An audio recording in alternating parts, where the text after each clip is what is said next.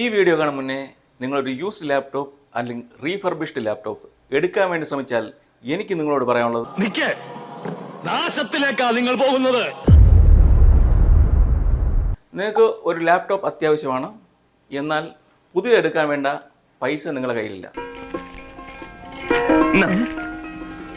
ഇപ്പോൾ നിങ്ങൾ ചിന്തിക്കുന്നത് ഒരു പഴയ ലാപ്ടോപ്പിലേക്ക് പോകാം എന്നുള്ളതാണ്. അപ്പോൾ നിങ്ങൾ നേരെ അടുത്തുള്ള ഡീലറിൻ്റെ അടുത്തേക്ക് പോകുന്നു.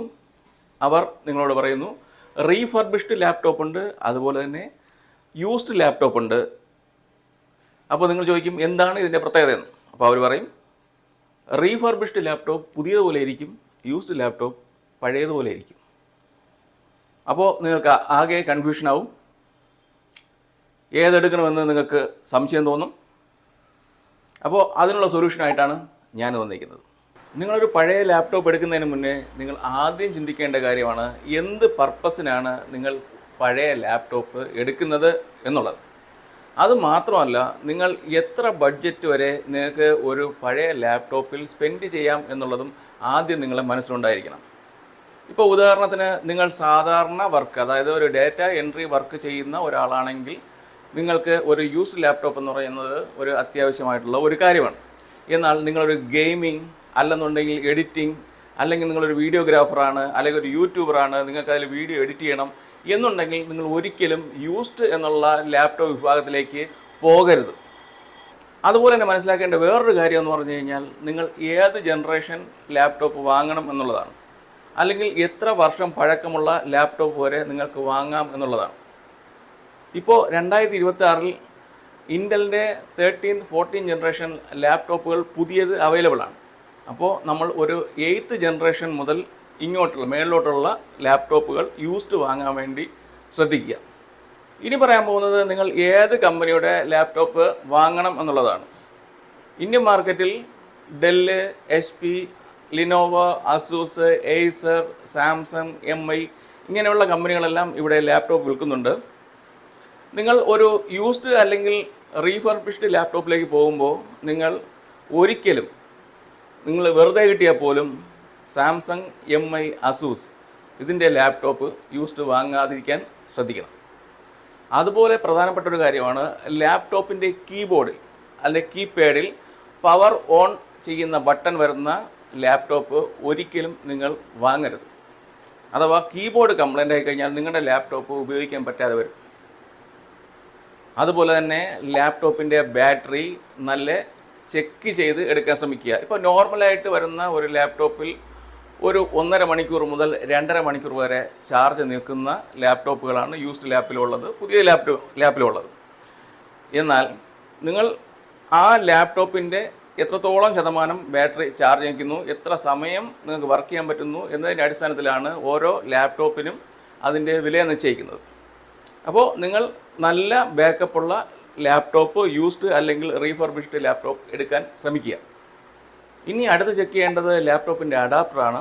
നിങ്ങൾ ലാപ്ടോപ്പിൻ്റെ അഡാപ്റ്റർ ലാപ്പിൽ കണക്ട് ചെയ്ത് വെച്ച് ഏകദേശം കുറച്ച് സമയമെങ്കിലും നിങ്ങൾ അതിനെ ഉപയോഗിച്ച് നോക്കി ലാപ്ടോപ്പ് ചൂടാവുന്നുണ്ടോ, അതുപോലെ തന്നെ അഡാപ്റ്റർ ഓവർ ഹീറ്റ് ആവുന്നുണ്ടോ, ഇതൊക്കെ നോക്കിയിട്ട് വേണം നിങ്ങൾ ലാപ്ടോപ്പ് എടുക്കാൻ.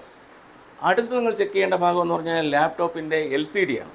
നിങ്ങൾ ആ LCDയിൽ LED-യിലും ബ്ലാക്ക് സ്പോട്ട് ഉണ്ടോ, ലൈൻസ് ഉണ്ടോ, അല്ലെന്നുണ്ടെങ്കിൽ വൈറ്റ് സ്ക്രീൻ ഉണ്ടോ, ഇതെല്ലാം നോക്കിയിട്ട് അതിനനുസരിച്ചിട്ടാണ് പഴയ ലാപ്ടോപ്പിൻ്റെ വില നിശ്ചയിക്കുന്നത്. അടുത്ത് നിങ്ങൾ ലാപ്ടോപ്പിൽ ചെക്ക് ചെയ്യേണ്ട കാര്യമെന്ന് പറഞ്ഞു കഴിഞ്ഞാൽ ലാപ്ടോപ്പിൻ്റെ ഹിഞ്ചസ് ആണ്. ഒരു ലാപ്ടോപ്പിൽ പെട്ടെന്ന് കംപ്ലൈൻ്റ് ആവാൻ ചാൻസ് ഉള്ള ഒരു ഭാഗമാണ് ലാപ്ടോപ്പിൻ്റെ ഹിഞ്ചസ്. നിങ്ങൾ ലാപ്പ് എടുക്കുന്ന സമയത്ത് തന്നെ ഒരു 4-5 പ്രാവശ്യം ലാപ്ടോപ്പ് തുറന്ന് അടച്ച് നോക്കുക. ലാപ്ടോപ്പിലെ ഹിഞ്ചസിൻ്റെ ഭാഗത്തുനിന്ന് എന്തെങ്കിലും സൗണ്ട് ഉണ്ടാകുന്നെങ്കിൽ ആ ലാപ്ടോപ്പ് നിങ്ങൾ എടുക്കരുത്. അത് എത്രയും പെട്ടെന്ന് തന്നെ കംപ്ലൈൻ്റ് ആവാനുള്ള ചാൻസ് ഉണ്ട്. അതുപോലെ തന്നെ നിങ്ങൾ ലാപ്ടോപ്പിൻ്റെ പെർഫോമൻസ് ചെക്ക് ചെയ്യാൻ വേണ്ടിയിട്ട് ലാപ്ടോപ്പിലെ ടാസ്ക് മാനേജർ ഓപ്പൺ ചെയ്തിട്ട് അതിൻ്റെ പെർഫോമൻസ് നോക്കിക്കഴിഞ്ഞാൽ നിങ്ങൾക്ക് അത് മനസ്സിലാകും ലാപ്ടോപ്പിൻ്റെ എത്ര പെർഫോമൻസ് ഉണ്ട്, എങ്ങനെയാണ് അതിൻ്റെ ക്വാളിറ്റി, ഇതെല്ലാം നിങ്ങൾക്ക് മനസ്സിലാക്കാൻ സാധിക്കും. ഇനിയാണ് ഈ വീഡിയോയുടെ ഹൈലൈറ്റ് ആയിട്ടുള്ള ഭാഗം ഞാൻ പറയാൻ പോകുന്നത്. നിങ്ങൾ എന്നോട് ചോദിക്കുകയാണ് നിങ്ങളൊരു റീഫർബിഷ്ഡ് ലാപ്ടോപ്പാണോ അല്ലെങ്കിൽ യൂസ്ഡ് ലാപ്ടോപ്പാണോ പ്രിഫർ ചെയ്യുന്നതെന്ന് ചോദിച്ചു കഴിഞ്ഞാൽ ഞാൻ ഉറപ്പായിട്ടും പറയും യൂസ്ഡ് ലാപ്ടോപ്പ് ആണെന്നുള്ളത്.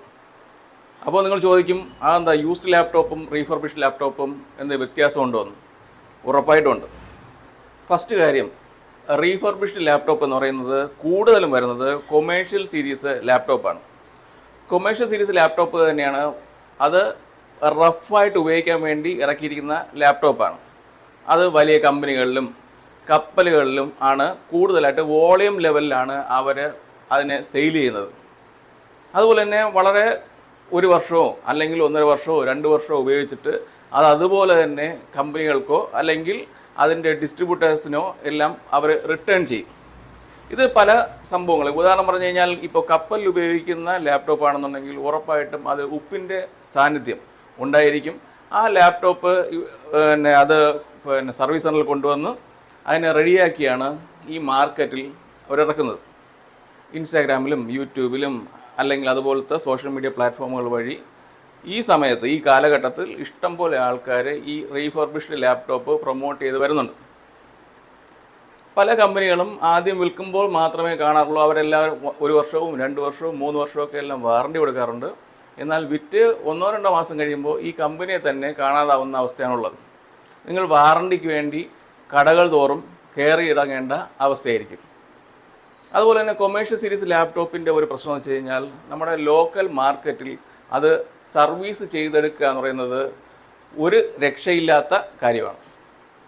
അതായത് അത് സർവീസ് എടുക്കുക എന്ന് പറഞ്ഞു കഴിഞ്ഞാൽ വെറും 10% ചാൻസ് മാത്രമേ ഉള്ളൂ. ഇപ്പം മദർ ബോർഡിൻ്റെയൊക്കെ ആണെന്നുണ്ടെങ്കിൽ നിങ്ങൾ ആ ഭാഗത്തേക്ക് സർവീസ് ചെയ്ത് നോക്കാതിരിക്കുന്നതാണ് നല്ലത്.